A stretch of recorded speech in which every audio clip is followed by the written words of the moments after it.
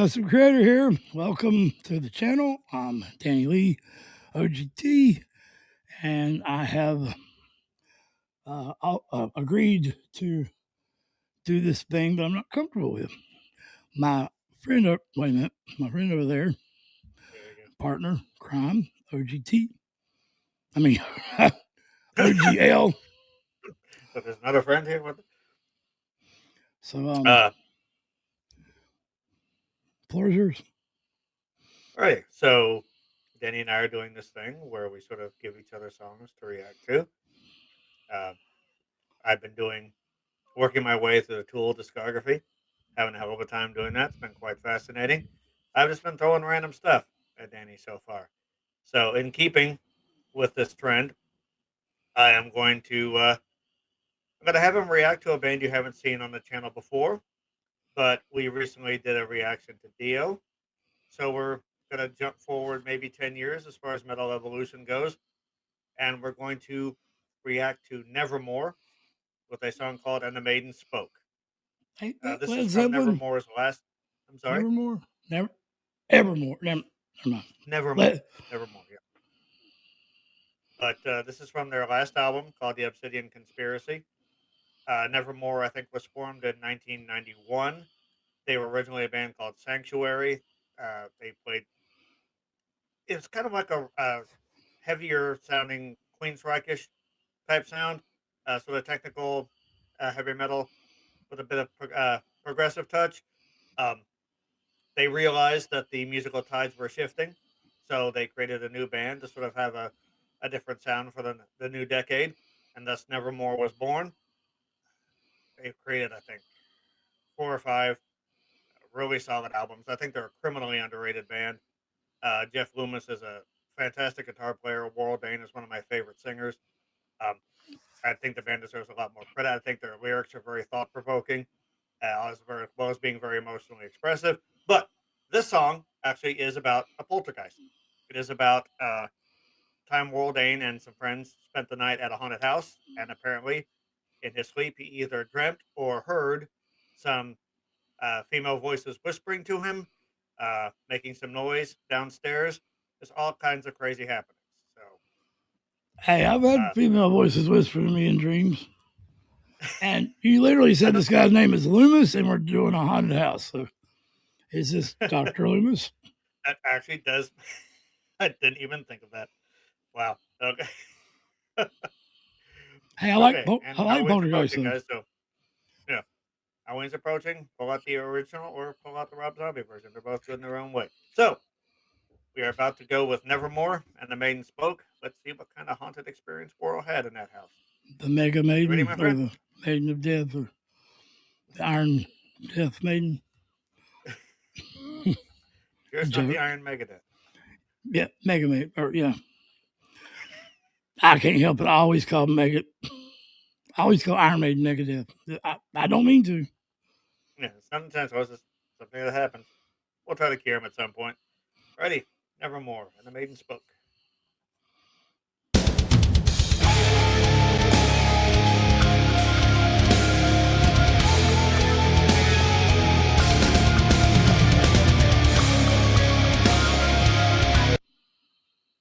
All right. I forgot about this. Yeah. Now we are in the correct frame, but I cannot push the play button now, so okay. That's all you. Do we restart? I mean, you're driving the boat. Yeah, restart. I'll restart the song. Oh, we did. Basically, what I'm saying is, do we have to restart the reaction, or are you just going to cut us in? Oh no! I just meant I blew it up with my fingers. You know what I'm saying? The thing.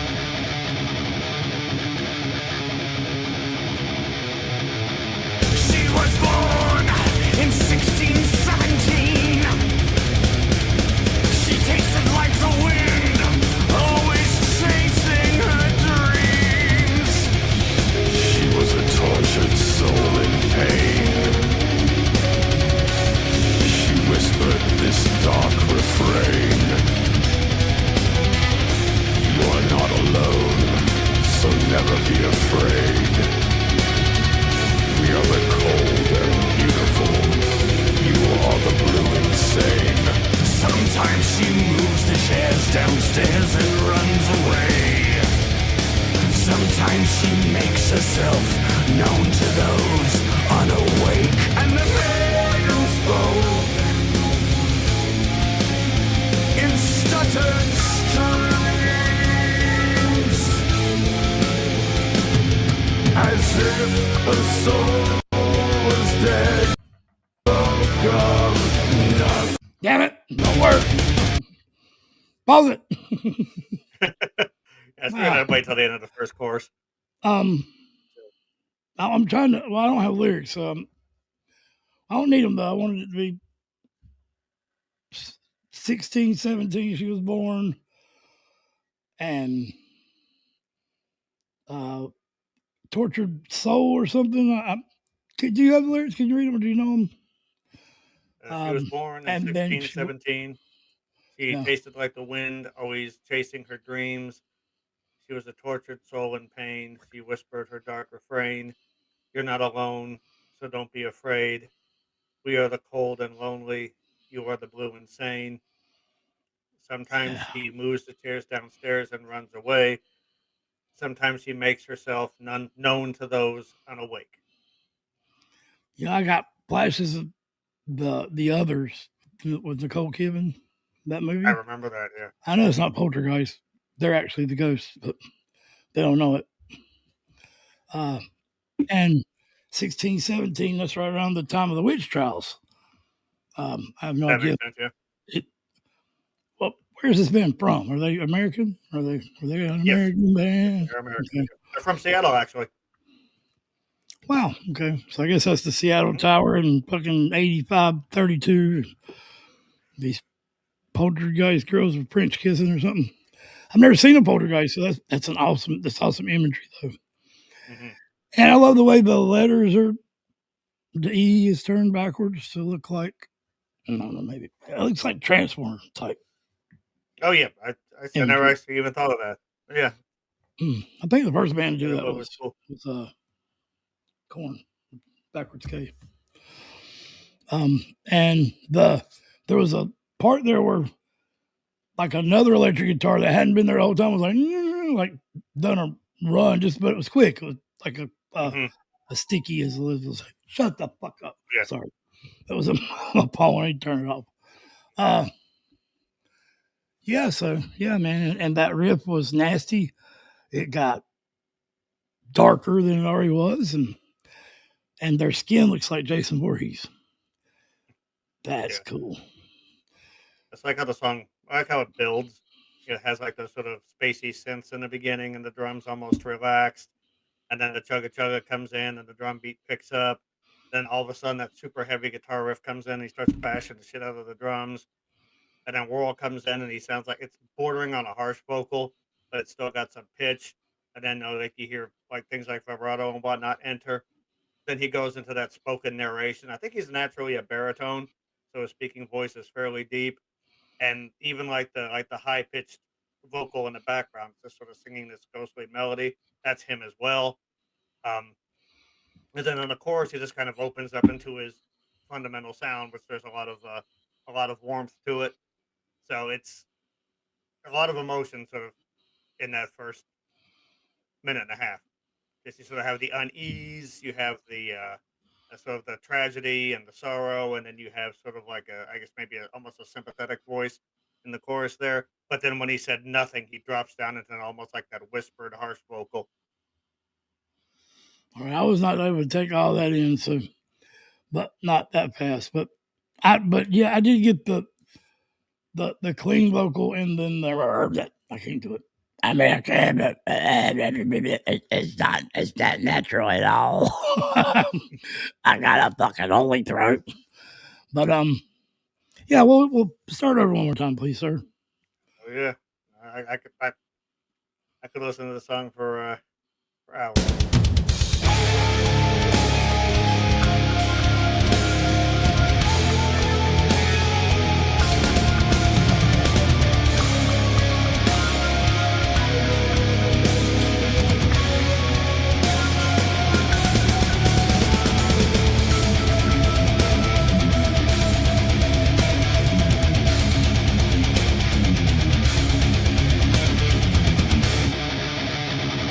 all left ear. She was born in 1617. She tasted like the wind, always chasing her dreams. She was a tortured soul in pain. She whispered this dark refrain. There was You are not alone, so never be afraid. We are the cold and beautiful. You are the blue insane. Sometimes she moves the chairs downstairs and runs away. Sometimes she makes herself known to those unawake. And the maiden spoke in stuttered streams, as if her soul was dead. She spoke of nothing. no.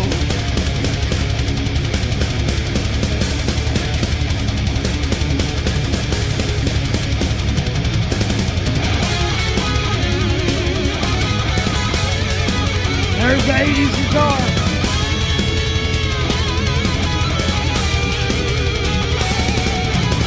She is the infinite.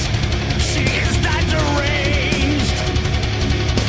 Her sorrow drips the blood of the unfortunate and pained. Thank you. As if her soul was dead, she spoke of nothing. Nothing. That was. Well, I mean, nothing is the absence of anything. Or, well, I'm not going to get all that philosophy like John Darko. Nothing means everything, and everything means nothing. But that was that shiver me damn timbers line, you know, like Mhm. powerful, and just by the word nothing, like. And then this last part, tempo change, and the 80s guitar riff was corny, but the rest of it's cool as hell. I can't remember what he just said. Can you just start where that second verse starts? Yep. Thank you.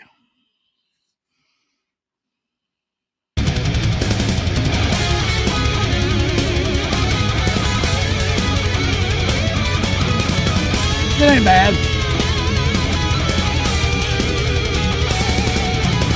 She is the infinite. She is the deranged. Her sorrow drips the blood of the unfortunate and pained. She was a shameless soul stranded in the rain. Her redemption never came as she slowly went insane. Sometimes she whispers in my ear, there's nothing to be afraid of. Sometimes she moves the chairs downstairs. I'm gonna pause just before the chorus real quick. I did want to bring out a couple of things.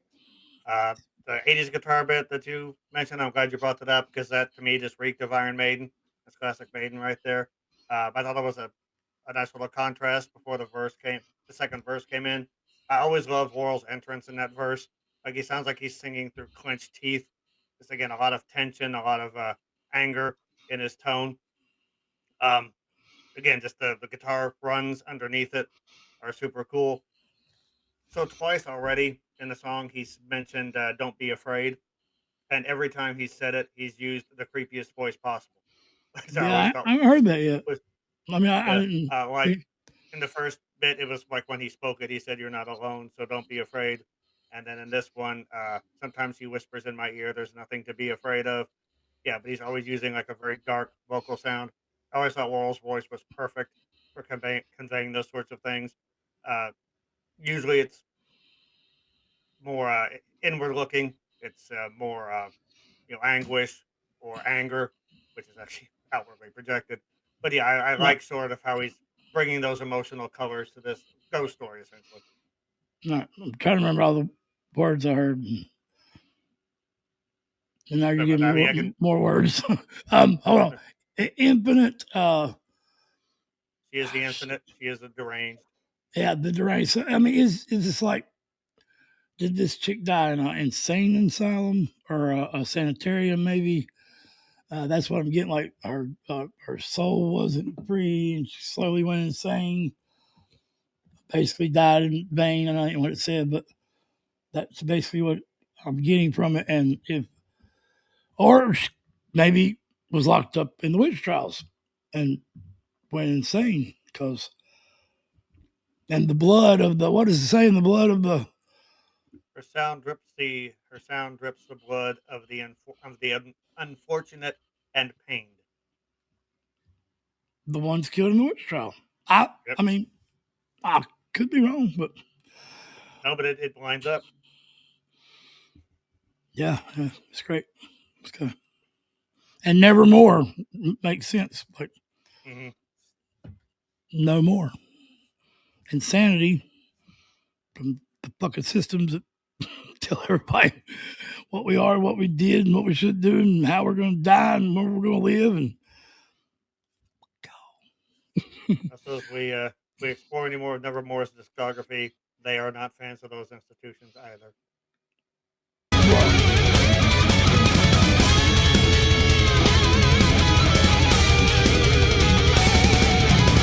She is the infinite. She is that deranged. Her sorrow drips the blood of the unfortunate and pained. She was a shameless soul stranded in the rain. Her redemption never came as she slowly went insane. Sometimes she whispers in my ear, there's nothing to be afraid of. Sometimes she moves the chairs downstairs. And the maiden spoke in stuttered strings, as if her soul was gone. She spoke from the land beyond, and the maiden spoke to me.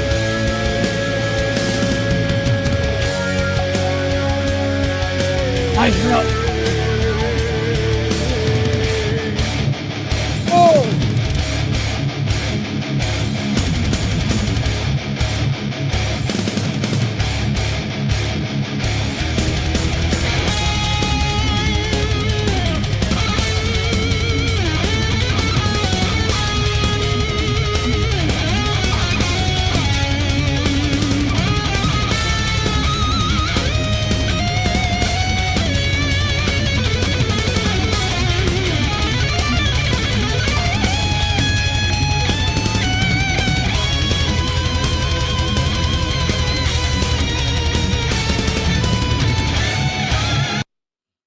Right, just don't want to break reaction code etiquette and pause during a solo. You know? No, you're good. I like the riff underneath that guitar solo. I wish that guitar solo was underneath that riff. That riff underneath that is nasty. I love the solo. I just love Jeff's tone. It's very soaked in reverb. It's very full. Well, I think he uses a no 7th tone. It's just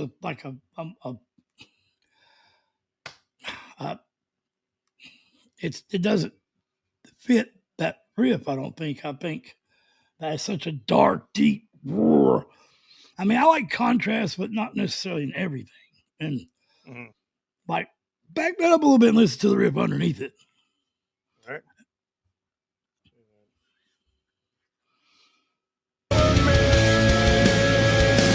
Just melt that bravado.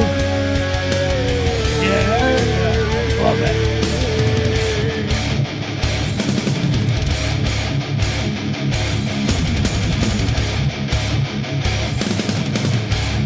That is nasty. Listen, Andre.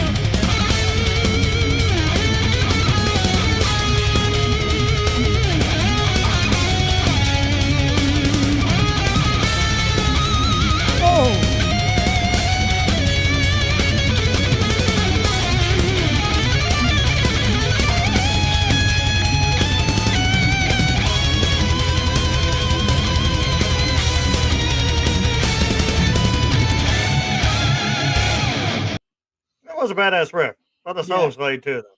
So yeah, this. I wish it at least been balanced. You know, the solo. I do think that rhythm guitar underneath should have had a bit more weight to it. I agree. Should have been higher up in the mix. So if you're not a reactor and you don't have good headphones and you're not listening for it, you're going to totally, that riff, you'll never hear it. Yeah. And that's the only critique I see in it is,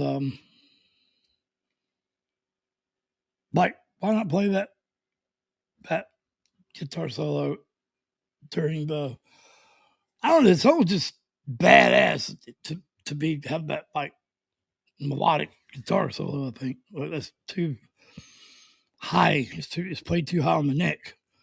I love that riff underneath it, man. That's badass. I love the concept. She moves the chairs downstairs and then she whispers in my ear. And I really think maybe from the witch trials, man, like, because that was a super dark part of American history and worse than any other thing. And I don't care what you think of the Civil War or anything. The witch trials was just totally fucking insane. It was the satanic panic of the 1600s. I mean, they were literally and much higher body count.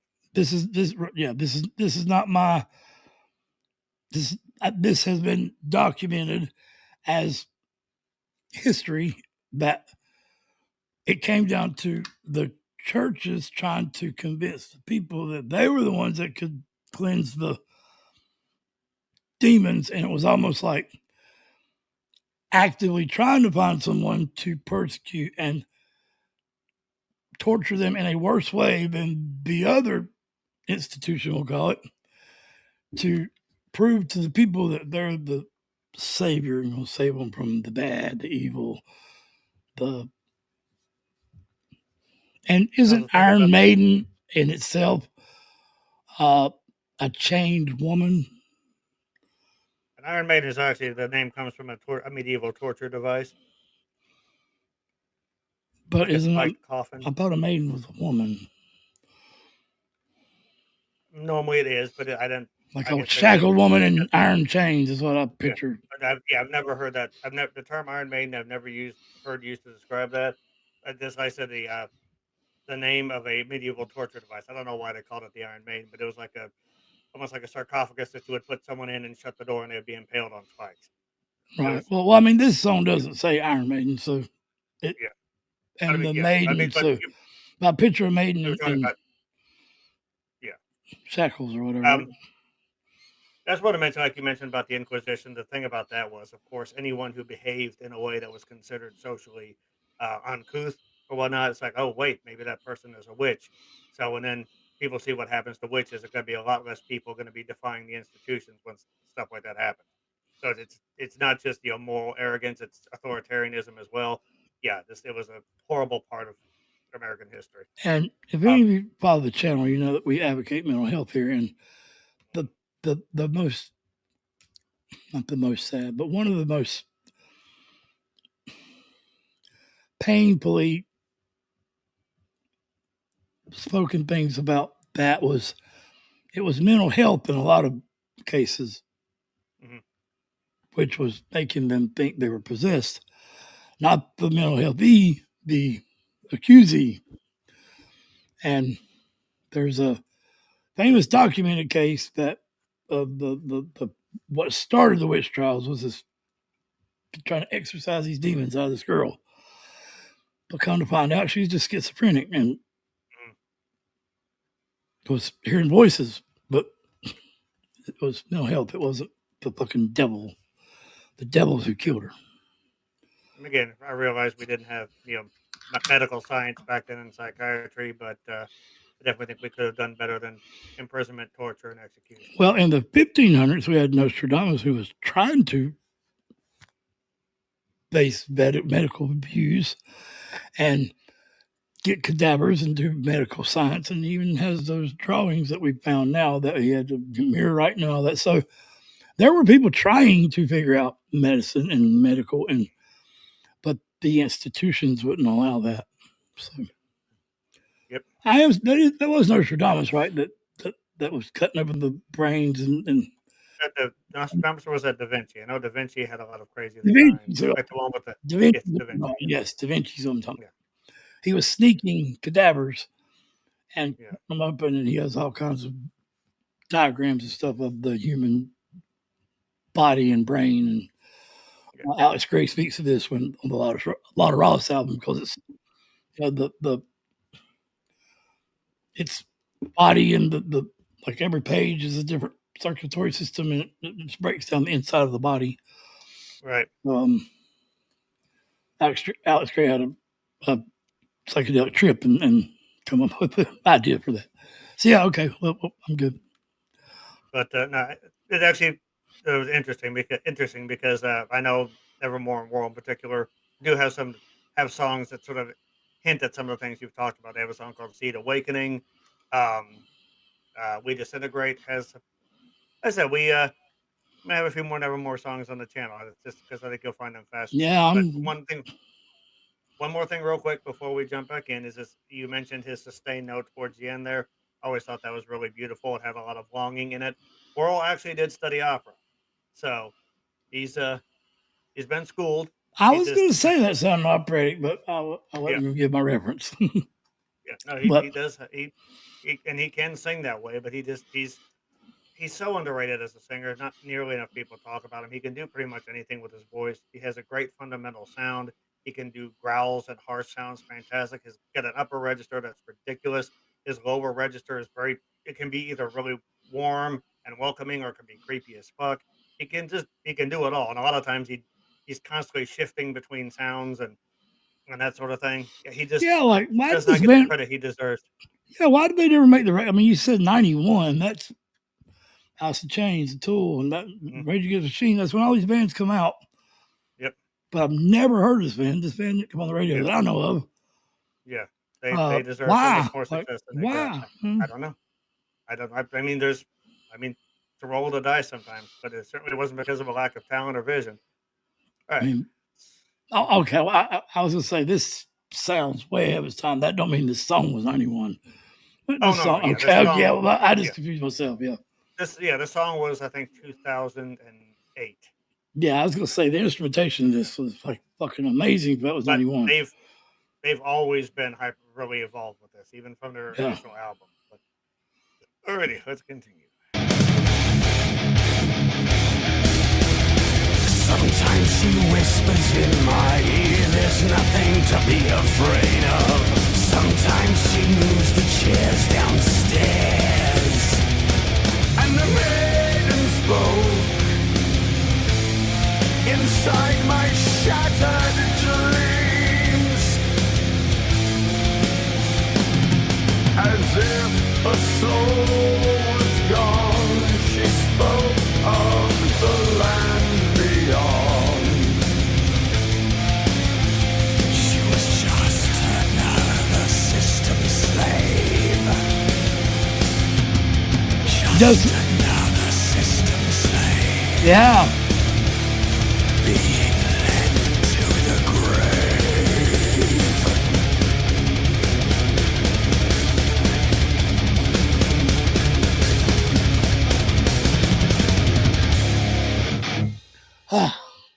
Just another system slave led to the grave. Mm-hmm.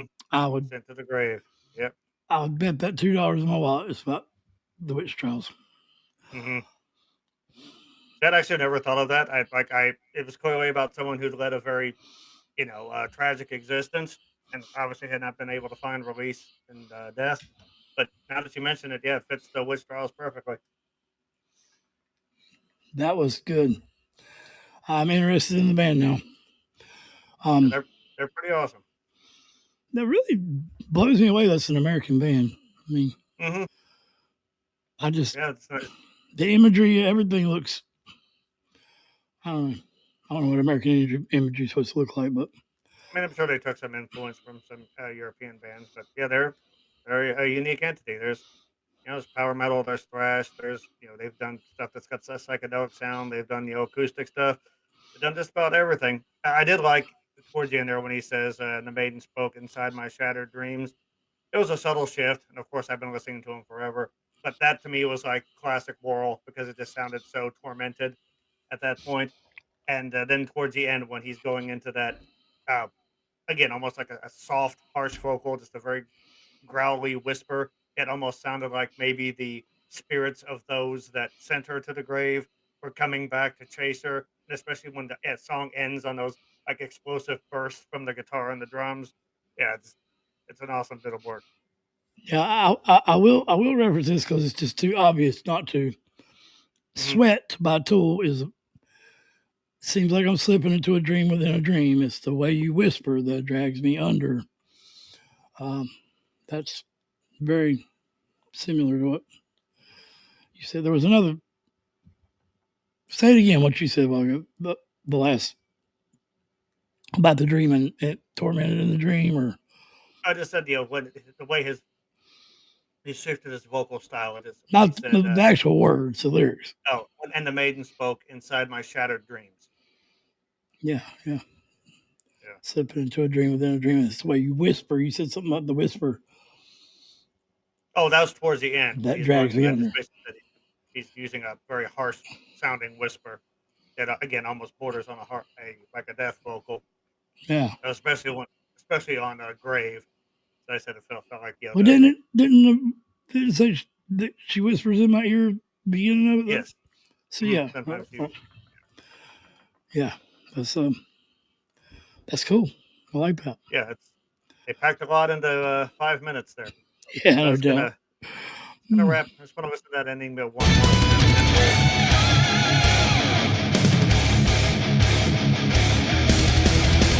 Sometimes she whispers in my ear, there's nothing to be afraid of. Sometimes she moves the chairs downstairs, and the maiden spoke inside my shattered dreams, as if a soul was gone. She spoke of the land beyond. She was just another system slave. Just another system slave, being led to the grave.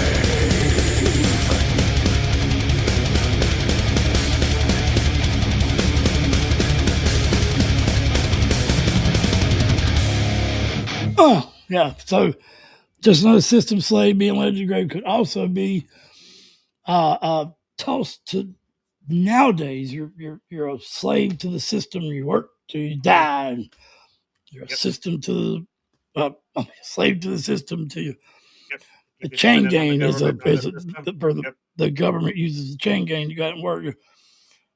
Free work. I mean, so why not lock everybody up? Because only the non-violent offenders that have softer charges get to work on the chain gang. So really, the bullshit charges you shouldn't even be in jail for in the first place. See, every time you talk, you just open up more doors because they've got songs like the politics of ecstasy and Inside Four Walls that are specifically about wrongful incarceration and things like that. So yeah. Hopefully, so guys, thanks for joining us. Give this thing a like. Definitely want to see more Nevermore on the channel. Let us know what songs you'd like to hear from them. If any of you are ever go to the Charismatic Voice, just bomb her on comments and ask her why she's never done Nevermore, because she's doing like a Halloween theme right now. The channel is, and this to me, this song is better for Halloween than anything that she's got lined up. So, and I love Elizabeth to death, but come on, shit's awesome. But I'm glad you liked it, Danny. Mental health is real, and anything I say is not well, I mean, it is how I feel, but it's not.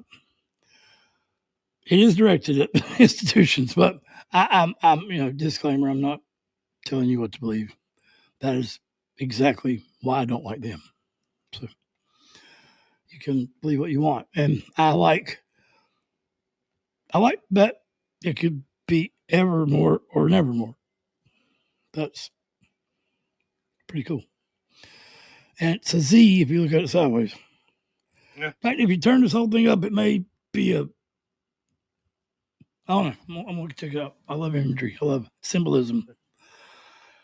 And this is the greatest symbolism. The devil horns. Oh, yeah.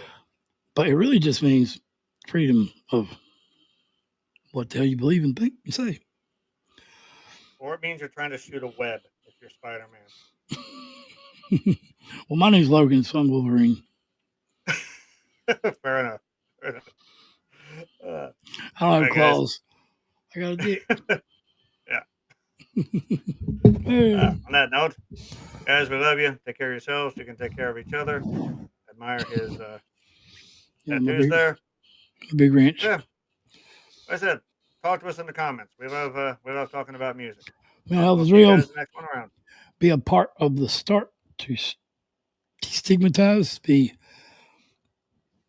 talking about mental health, and quit counting the days, make the days count. And don't be like somebody you love, be somebody you like to love. And love you guys. Be good. And the poultry is kind of hot, man. I don't know why. Dead skin and all. I'm not like that, though. What's them people called? Necrophilia. Yeah. Mm-hmm.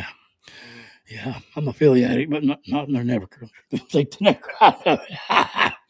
All right, love you guys. Be good. I can't stop it, Jill. Oh yeah, I can. Oh, watch this shit. Whoop, whoop.